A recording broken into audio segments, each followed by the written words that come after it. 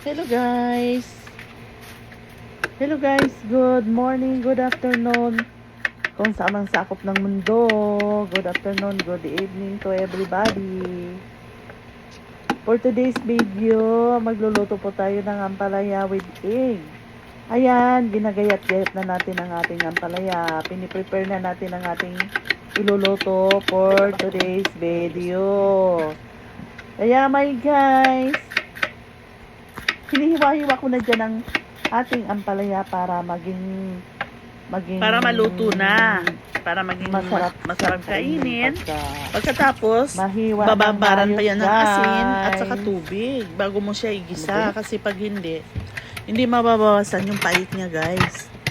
So, ayun, habang naghihiwa ako dyan ng ampalaya, ay nakikinig ako ng mga chismis dyan sa TV, sa mga hinuhuli-huli ng mga yung sa dada ko, nanonood ako kay Daddy Frankie, mga lahat-lahat na inaano ko na pinapanood dyan, nakikinig na lang ako.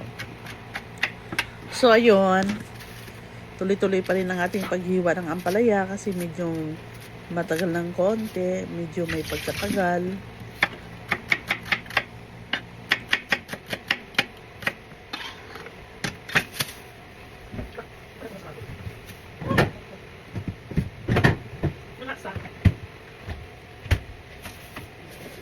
Okay.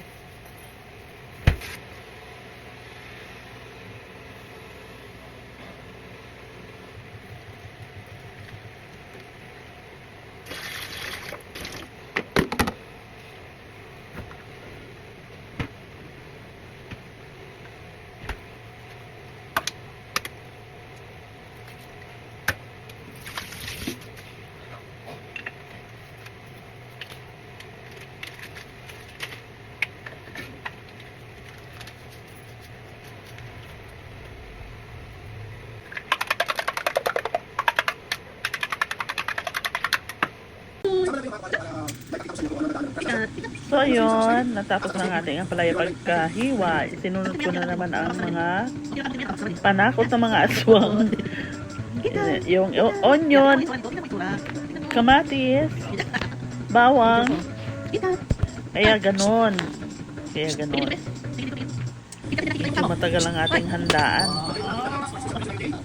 So ayun na nga guys, pagkatapos ng pagkahiwa ng ampalaya, nilalagay ko na doon sa kalan kasi ininix ko na pagluto siya guys dahil nagugutom na ako niyan. Ayan, inaano na natin ang ating bawang. Hiniwa-hiwa na natin ang ating bawang kasi igigisa na natin. Piniprepare ko na pati sibuyas. So antay-antay na lang sa susunod na kabanata. Pagkatapos ay kakain na tayo niyan guys. So ayun, tuloy-tuloy pa rin ang ating tuloy-tuloy pa rin ang ating paghiwa ng ating sibuyas. Nakikita niyo yung mukha ni Cordapia kasi nagugutom na kasi mangot na, wala pang pagkain. Ano oras na ba yan? Siguro mga 9 o'clock yan ng umaga. So ayan, kinukuha na niya yung pangsahog. Pangsahog ay ewan ko kung anong kinukuha niya dyan sa friends namin. Ay, sorry. Inaantok na ako. Nag-voice over kasi ako ngayon sa oras na ito kasi ito lang yung time ko na pwede ako mag-voice over kasi very busy din ako guys. Araw-araw, busy. So, ayan, kinukuha na naman niya yung ano. Ayan. Ano ba naman yan? Binababara na niya yung ampalaya ng asin at saka water bago igisa kasi para mabawasan yung pait. So, nakababad na pala yan siyang ganyan at dinuhugasan ni Aling Makmak. Hugasan na natin lahat ang ating mga ingredients guys. So ayun, may kinukuha na naman siya sa rep. Ewan ko kung ano. Iluluto na natin ang ampalaya mamaya kasi tapos na. Naka-ready na ang ingredients. Kumukuha na lang siya ng egg. Egg. Para ano. So ayun na nga guys, kinakarak ang egg para i-scramblein mo para yun ang pangsahog natin sa ating ampalaya. Nakasimangot na si Madam. Nakasimangot na si Madam ganyan yan pag nagugutom na. Kailangan talaga nakapagluto ka na kasi Once na nagugutom si madam, may makakain na agad.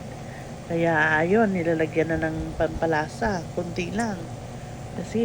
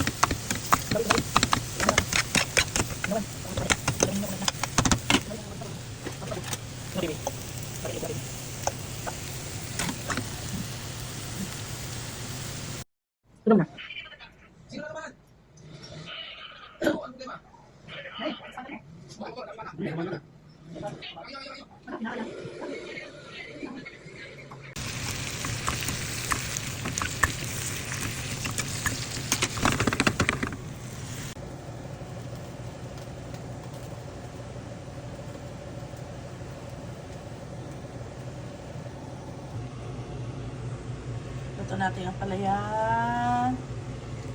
At saka biko. Luto na. Let's eat everyone. Let's eat. Maganda pa tayo. Sabi ko kahapon, diet na ako ngayon eh. Pero sige, bukas na lang ulit. Promise.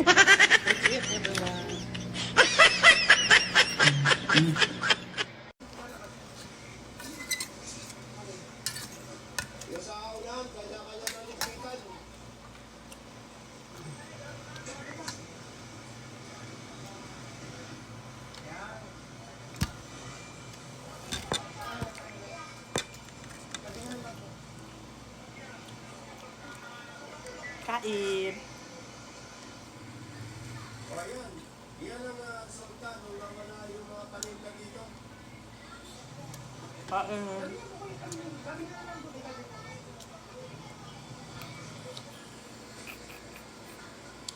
O yan, nakakalakad yung mga tao.